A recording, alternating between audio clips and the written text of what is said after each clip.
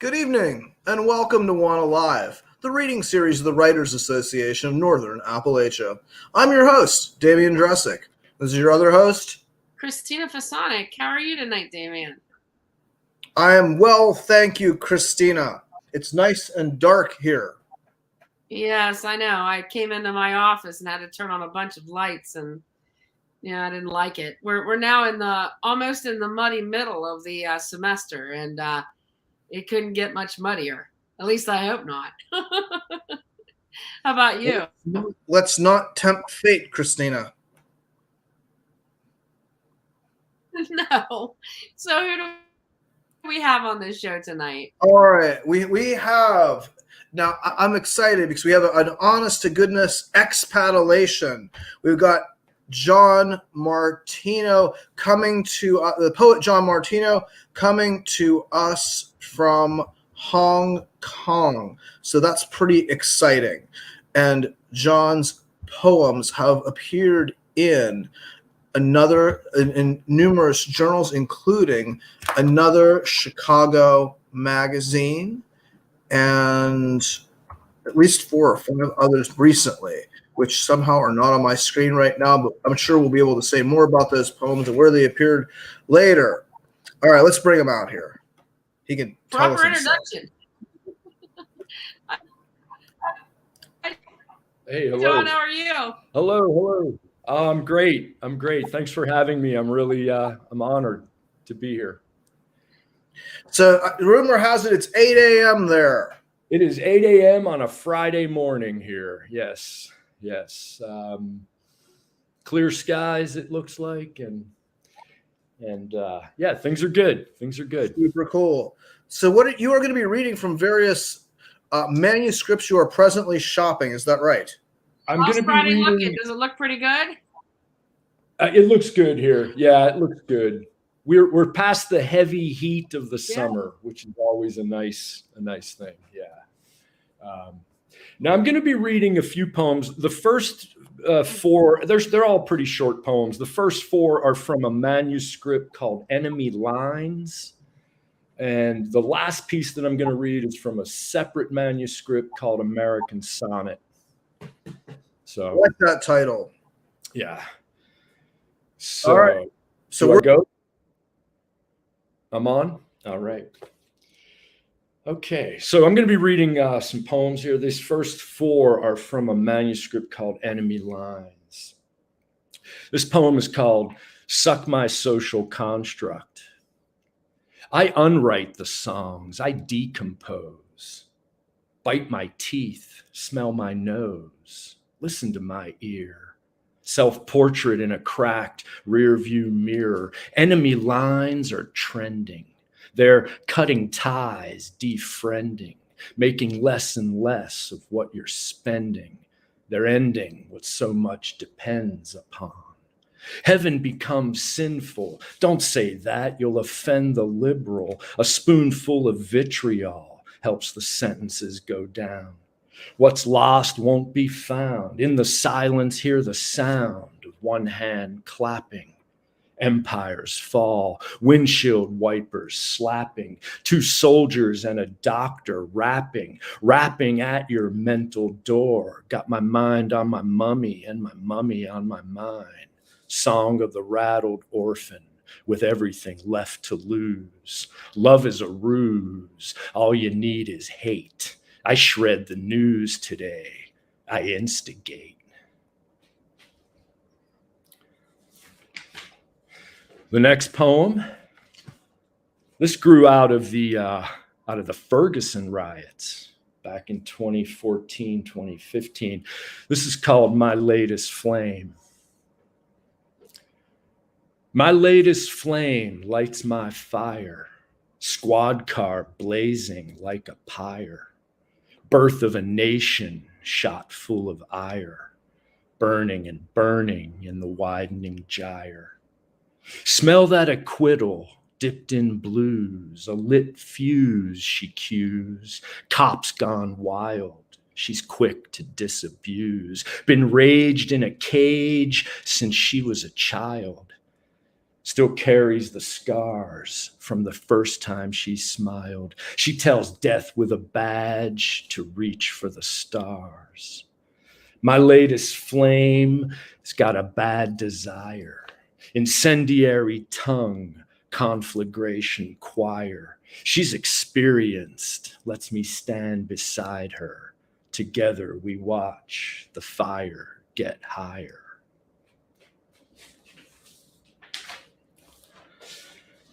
This next piece just got picked up, actually. It's going to be out next May at Apricity Press. It's going to come out next May at Apricity Press. It's called Straight White Vest. And the title actually comes from the lyrics to a song by the shock rocker Alice Cooper. And in fact, the whole poem is peppered with various Alice Cooper song titles. So see how many you know. Straight White Vest.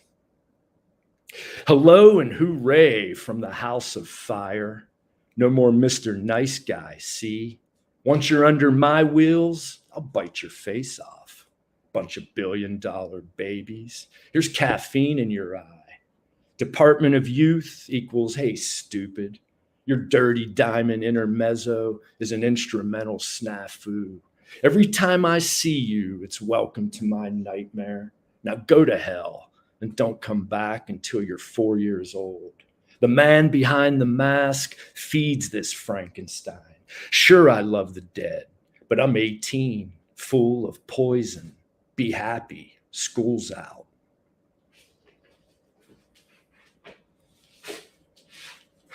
All right, two more. It's a little longer poem and then a short one. This is called Smoking Gun. On earth in abundance is all that we're good for. You can remove all the statues, but not what they stood for. One more indignation swept under the sod. Boil the child, spare the gastropod. How do you like my broad, muscular, lubricated foot now? 12 inches if it's 2. And check out this chitinous spiral bada bing shell, almost see-through. Watch me distract you with abject explicitness. Watch me vibrate and flagellate, amputate and swell. These proverbs can go to hell. The cut worm wriggles in two. Poor worm, fuck you. The plow digs the earth. It drinks my wine and keeps on plowing. In the name of artificial intelligent design, Mark Zuckerberg, give us a sign, a thumbs up, a virtual howl, anything to justify this perpetual bowing. Violence begets violence. Christ snaps me with a towel. I respond with the sound of silence. Stitch of crosshairs on his brow. How now, scared cow? Heaven is for tyrants. I hereby disavow that celestial alliance and instead crusade for this robo-maid as a miraculous appliance. It sure as heck beats self-reliance. You can tweak her tweeters without compliance. Or if she hollers, you can tweak her tweeters without defiance. Or if she hollers, reroute her for compliance.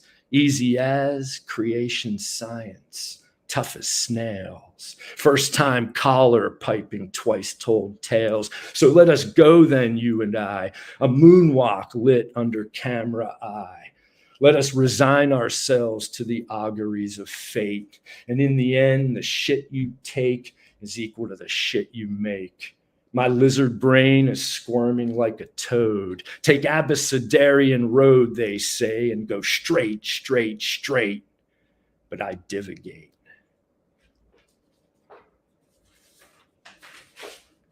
And finally, this is from a collection called American Sonnet, which is 51 loose sonnets. They're poems that play with the sonnet form. They have 14 lines, but they're kind of wayward, a bit more wayward, punkish type sonnets. This is the last in the collection. It's kind of the coda of the book. It's called American Sonnet 51. Above all, know what I mean, not what I say. Remember the milk of human kindness wasn't spilt in a day. Lather ye soap suds while ye may. Keep a clean rose. Don't let the Instagram go up the nose. Don't let your wiki leak. Before every school shooting, remember to pray. Remember the Alamo. Remember the Maine. Remember the words of the old Negro spiritual. No pain, no gain. The Lord is your shepherd. Now be a good sheep. Wake up and let me sleep. Thank you. Hey, we're back. He used to be such a nice, such a sweet, young, sweet thing. Until they got a hold of me. I can see that. I can see that. Yeah. Oh, I really love this work. It was so fun. I mean, this. Oh, thank you. This pastiche of lines that everyone knows, but put together in this new order with your own thoughts. And I mean, it's really interesting. It's like a stream of consciousness, but we're all in your consciousness streaming with you. I'm glad. Yeah, thank you. I meant to actually preface by saying, for me, writing and especially poetry is fun. So let's have some fun. So I'm glad you mentioned the fun, because to me that's so important in terms of an audience. I just think I think poems. That we were running a race with your work. It was really fun. It really was. Well, it's a funny thing. I mean, I obviously do a lot with rhyme, which may not be to everybody's liking, but I think that gives the poem a kind of pace, and it's why I think it's why I'm able to remember these mostly, in my head, because it's kind of like song lyrics to some degree. How you can remember a song lyric because of the rhyme largely. So yeah, that might be part of it, but no, it's just Go ahead. When we walk, most humans walk in iambic pentameter, right? Ah, okay. I guess so. Check it out. It's iambic pentameter. And so maybe that's part of it. Do you write poetry while you walk? I do. In fact, nice question. Walking is a big part of my process. Once, I work like anyone else at sitting down but then I like to walk, and I like to play the poems in my head. What's nice about living in Hong Kong is two things. One, the voices around me 90% of the time are not English. They don't interfere with my own English, stream of thought. So I'm not distracted by other people speaking. And I also talk a little bit out loud when I'm doing this, just enough to hear it. And I don't think they know what I'm saying either. So it's perfect. And I love it. I love to walk. Walking is a huge part of what I do. I keep a small notebook, and I edit while walking, and I'll stop and take little notes and things. And so I have to hear it. I have to hear it. I have to hear the rhythm. I can hear, sometimes on the page, I can't tell, but I can hear where it's kinking up or it's not smooth, and I need to rewrite. So I know you've been influenced, at least to some degree, by the cut-up techniques employed by William Burroughs in the Nova trilogy, and I was sort of curious. How do you think about what you're going to cut up, and where you want to employ language with which, or expressions with which we can kind of ride along with you, and then how do you break these up into things that are unexpected? That's a good question. I definitely do tinker around with cut-ups, but mostly as an exercise. Sometimes it yields a good line or two. There's actually, what I do is there's a machine. You can go to a website that's called Language is a Virus, and it's a cut-up machine.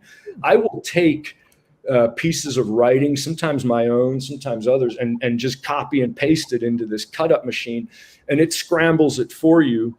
Sometimes I get some interesting lines that I use. I don't think anything in these poems are necessarily from cut up.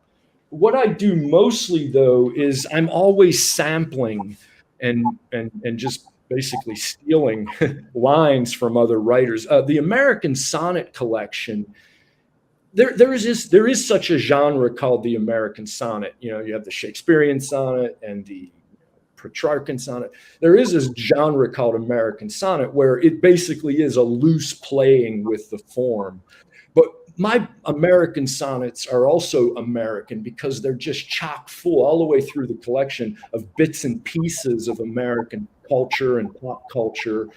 Anything from newspeak to lines from other writers, songs, cliches, jingoisms. And I just sort of mix it all into this collection to give it another layer of Americanism. No,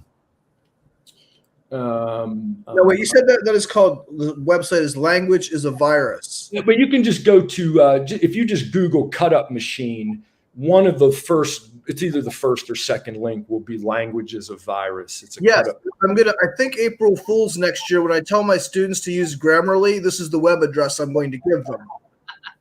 Yeah, it's a pretty decent site. I like it, like I said, just sometimes to kick an idea started. I might even just keep a phrase, you know, sometimes a phrase or something might pop out of that and I use it. But yeah, mostly it's about, like, for example, in the poem Suck My Social Construct, I have the line, enemy lines are trending. They're ending what so much depends upon. Upon is in the next line. That what so much depends upon is just lifted, like, from William Carlos Williams, from his poem Red Wheelbarrow. If you see it, if you recognize it, you know. And so I do a lot of that kind of thing. I noticed you stole, well, probably one of my favorite lines in all of what I've heard was also, I think, stolen from William Carlos Williams. The shit you take. Oh, well, yeah. Well, that's from the Beatles. You got me. Yeah. Just again, it's about, you know, as I say in the beginning poem, I unwrite the songs. You know, I do a lot with song lyrics, and I weave in, and sometimes it's a question of just alluding to a song. I'll change it if I want. Sometimes I keep the pieces as is, put them in a different context. To me, it's really about sort of attitude. When I write, I kind of get into, there's a lot of acting that I do. I get into character, I get into these voices, and I have to kind of sustain it all the way through the poem. And I just try to be that character or that voice or that persona for the poem. I'm sure some of it's me, but some of it's not. I just, you know, it's just, but it's fun. It's fun. So there's a bit of acting and that's involved. Yeah. So you talked about lack of English voices in Hong Kong. Is there any other way you see where you're writing influencing what you're writing or how you're writing? I'm sorry, say that one more time, please. You talked about the way that there's a lack of English speaking voices in Hong Kong. Oh. And I was thinking, are there other ways you see the fact that you're writing like American sonnets very far from the United States? Is this influence either what you're writing or how you're writing it? That's a good question. You know, I mean, there is enough English here. Everything, I mean, signage, you know, as a bus goes by, whatever written on the side of the bus, usually it's in both, you know, Chinese, Cantonese, and English.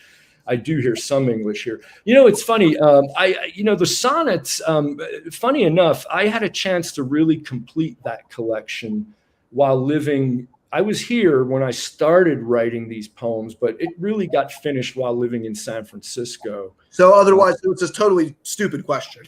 No, not really. And it's funny because although the poems began here, I can see, looking at the collection now, because I was living there for 10 months in San Francisco, I can really see the influence of San Francisco. There's some of the sonnets are directly written from what was going on around me. I'm very open. I steal everything. I go into comment sections under YouTube videos.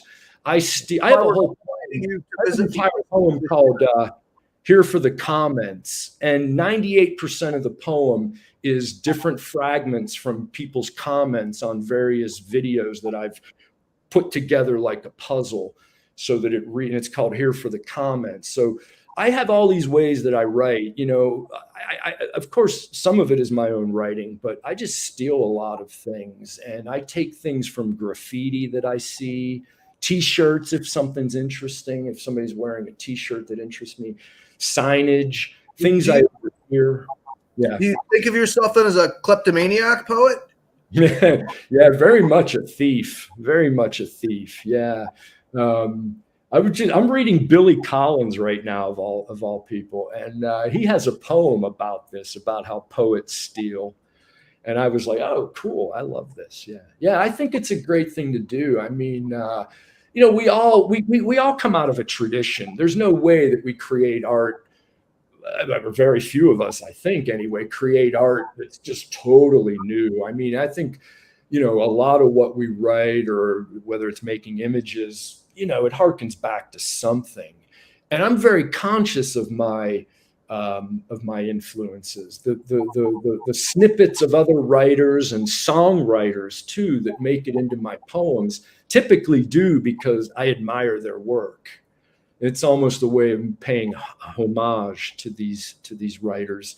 I just had a piece published last week or 2 weeks ago in which the whole poem is written based on lines with some slight tweaking where I needed to, but based on lines from poems by Wallace Stevens. In fact, most of them are first lines, and there are lines borrowed from 18 different Wallace Stevens poems. And then the final part of the poem is a snippet from a quote by Randall Jarrell, who was commenting on Wallace Stevens. So the whole poem is just thievery, really. But it's an interesting experiment to put it all together and to have it sound like something different, new, I think. I don't know. It was just a fun thing to do. And Wallace Stevens is a poet who I really like, but, you know, half the time have trouble understanding. He's a tough poet for me. I don't always feel like I understand Wallace Stevens, but I keep reading it just because the language is so rich. And the imagery. You have like another 18 ways of stealing from Wallace Stevens. Yeah, I actually have a poem called 13 Ways of Looking at You, Kid. And it's all about how technology spies on us. And what I did was, I don't really steal anything directly, but all of my little 13 sections, you could almost lay Wallace's Stevens sections over, or I could almost lay mine on top of his. And I tried to get all the lines and the shape of each section to be pretty much the same as his poem.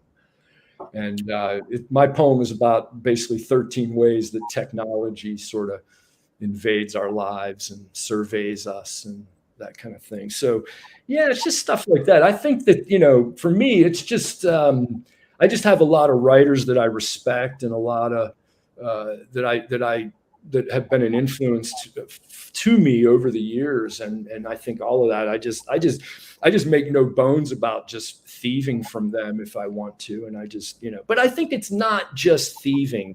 It's also an attempt to recontextualize some of this stuff and repurpose it and give it a new context and a new meaning, but still having the echoes from all of this American culture that I want flowing through the poems that I'm writing, because my poems are very much about America and the state of America as I see it right now, I think. Right. Yeah, so. All right. Very cool. Thanks for coming on. Thanks for making time with us. Okay. Thanks for getting up at 8 o'clock in the morning. Oh, it's great. I love it. Yeah. Good to be up. Thank you so much. I really appreciate the opportunity to read these poems. And this will be available. I can get a copy of the video. Absolutely. Nice. Yes. All right. Thanks everybody for tuning in. We'll see you all next week. See everybody next week. Bye. Bye-bye.